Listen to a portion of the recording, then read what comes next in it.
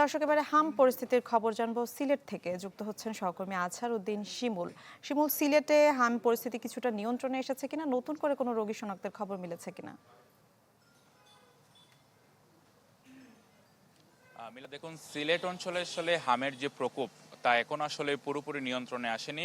প্রতিদিনই আসলে চিত্রগুলো বদলাচ্ছে।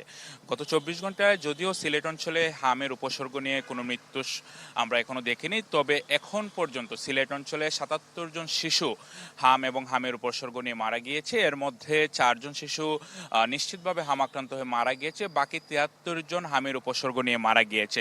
এখানে আরেকটি সংকটের বিষয় হচ্ছে, শিশুদের পাশাপাশি কিন্তু এখন প্রাপ্তবয়স্করা কিন্তু হামের উপসর্গ নিয়ে সিলেট অঞ্চলের বিভিন্ন হাসপাতালে ভর্তি হচ্ছে এবং ইতিমধ্যে একজন 22 বছর বয়সী তরুণী, তিনি হামের উপসর্গ নিয়ে আমরা যে হাসপাতালে এখন রয়েছি সিলেট শহীদ শামসুদ্দিন আহমদ হাসপাতালে, তিনি কিন্তু চিকিৎসাধীন অবস্থায় মারা গিয়েছেন।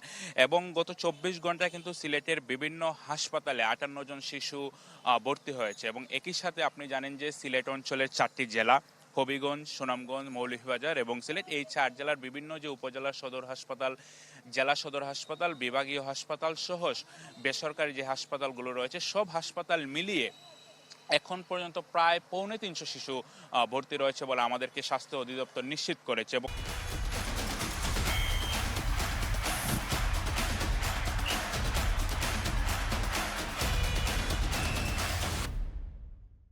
একই সাথে আপনি জানেন যে চলতি বছরের আজ 24 জুন পর্যন্ত সিলেট অঞ্চলে নিশ্চিতভাবে প্রায় 450 শিশু বা হামাক্রান্ত হয়েছে। এবং চিকিৎসকরা যেটা বলছেন, যেসব শিশুরা, যে 77 জন শিশু মারা গিয়েছে, তারা আসলে কেউই হামের যে টিকা রয়েছে তা নেওয়ার সুযোগ পাননি। এবং চিকিৎসকরা, যারা অভিভাবক রয়েছেন, তাদের প্রতি আহ্বান জানিয়েছেন, এখনো আসলে যেসব শিশুরা 5 বছর বয়সী শিশুরা রয়েছে, তারা যাতে নিকটস্থ যে ইপিআই কেন্দ্রগুলো রয়েছে সেখান থেকে যাতে আসলে দ্রুত সময়ের মধ্যে তারা যাতে হামের টিকাটা সংগ্রহ করেন, সেই আহ্বান কর্তব্যরত যারা চিকিৎসকরা রয়েছে। এবং সিলেট বিভাগীয় শহরে 2টি হাসপাতালে ডেডিকেটেড ভাবে হামের চিকিৎসা দেওয়া হচ্ছে। আমরা যে হাসপাতাল রয়েছে এবং এটার পার্শ্ববর্তী সিলেট এমএজি ওসমানী মেডিকেল হাসপাতালে হামের চিকিৎসা দেওয়া হচ্ছে। মিলা, জি, ধন্যবাদ আপনাকে।